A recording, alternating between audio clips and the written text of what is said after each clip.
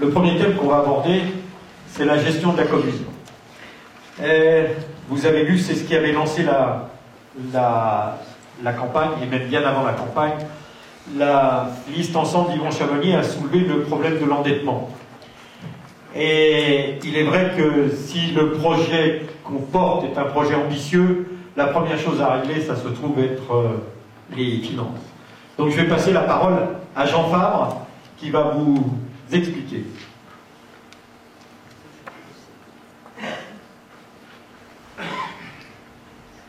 Bien, bonsoir. Donc, la commune Chamonix, comme vous le savez, est une commune prestigieuse. On côtoie des pics très élevés, le Mont Blanc, les Drues. Mais on ignore qu'on côtoie d'autres pics, hélas, qui sont d'ailleurs plus des abîmes que des pics. C'est l'endettement de cette commune. Et l'endettement de cette commune, aujourd'hui, il est, j'oserais pas dire qu'il est catastrophique, mais il est considérable, puisque Chamonix, aujourd'hui, a le triste privilège d'entrer dans le club des 100 communes les plus endettées de France. Quand on sait qu'il y a 36 700 communes en France, on voit que c'est quand même un triste record que Chamonix a atteint là. Et donc, la priorité des priorités, donc il y a 58 millions d'euros de dette, la priorité des priorités, comme vient de dire Xavier, c'est évidemment d'assainir les finances de Chamonix.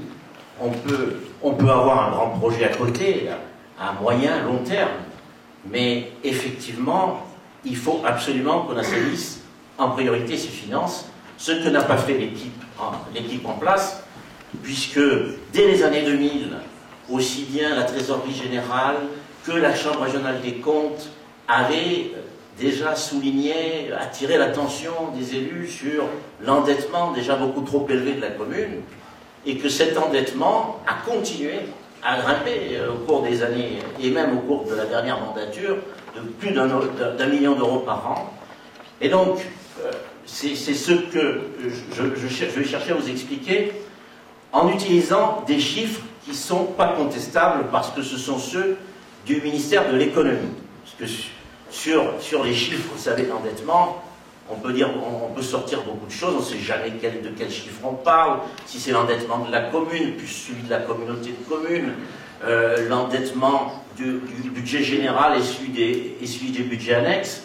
Non, là c'est l'endettement tel qu'il ressort des chiffres du ministère des Finances. Et on voit que cet endettement, il n'a cessé de grimper depuis la dernière mandature, qui s'est un petit peu stabilisé en 2010, mais à un niveau qui est évidemment exorbitant, et qui continue à augmenter en 2012.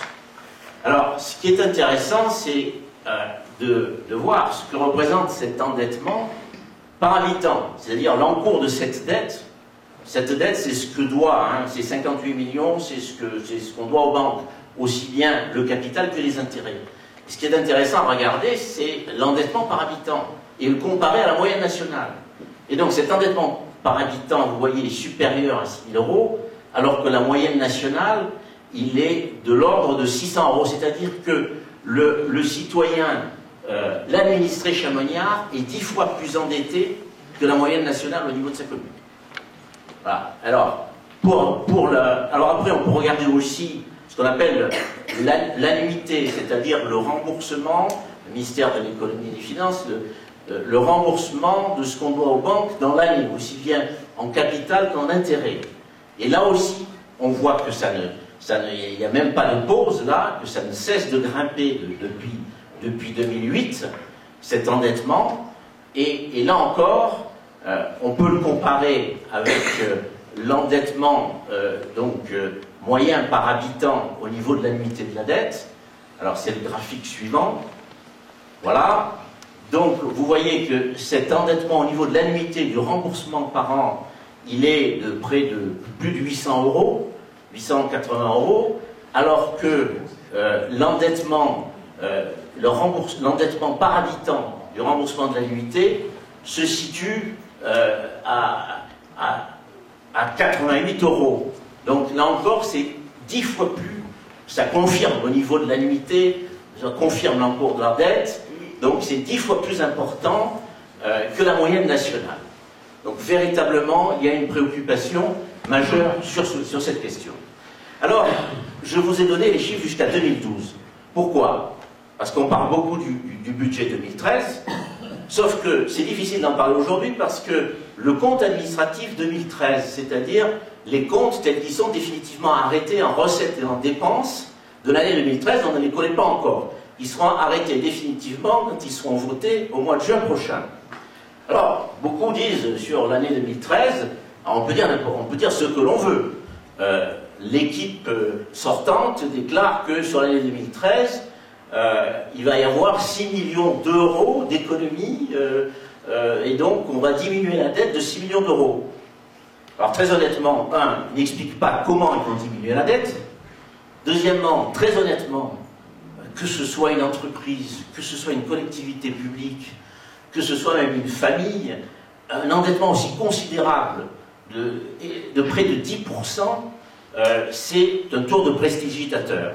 Bon, donc on ne sait pas exactement comment on peut diminuer une dette dans ces conditions-là. Vraisemblablement, c'est ce qu'on appelle un système de report à nouveau, c'est-à-dire que les comptes publics ne sont pas contrôlés, vous savez, comme les comptes des sociétés privées, des entreprises, il n'y a pas de commissaire aux comptes. Donc on peut faire passer des dettes, des dépenses, ainsi que des recettes de l'année N sur l'année N+1. Donc pour essayer effectivement de montrer que l'année 2013, finalement, a été moins catastrophique que prévu. Seulement, quand on fait cela, il faut savoir que d'abord, eh bien, on charge la barque de l'exercice qui suit, et puis ensuite on diminue aussi les actifs, parce que finalement, des emprunts qui ne sont pas mobilisés sur l'année N, c'est la trésorerie qui diminue, ce sont les fonds propres qui diminuent de la commune. Mais peu importe, quelle que soit la stratégie pour diminuer les comptes de la commune, on sait qu'il y en a une, la seule, qui serait importante et qui permettrait vraiment de désendetter la commune, c'est de faire des économies sur les dépenses de fonctionnement. Donc ça, c'est véritablement, si on veut vraiment désendetter une commune, c'est la seule qui soit authentique et qui soit sincère. Or, ce n'est pas du tout ce qui s'est produit. Depuis, les recettes de fonctionnement n'ont cessé d'augmenter sous la mandature qui se termine aujourd'hui. Elles ont augmenté de 3,62%, après c'était en 2010, après de 3,40%, puis de 2,72%. Bref, on dit qu'elles diminuent parce que aujourd'hui c'est la mode. Aujourd'hui, vous savez, quand les chiffres dépassent ce qu'on aurait imaginé, on dit mais bon, ça diminue. Non, en fait, c'est simplement l'augmentation qui diminue. Donc, il n'y a pas eu de diminution des dépenses de fonctionnement, et ça, ça malheureusement, c'est ce qui manque le plus. Alors, voilà. Donc, du coup, en parlant de diminution, il y a une diminution du mode de fonctionnement de l'ordinateur pendant une petite seconde. Non, c'est pas grave. Voilà. Donc, ce qu'il faut faire aujourd'hui, eh bien, c'est très simple.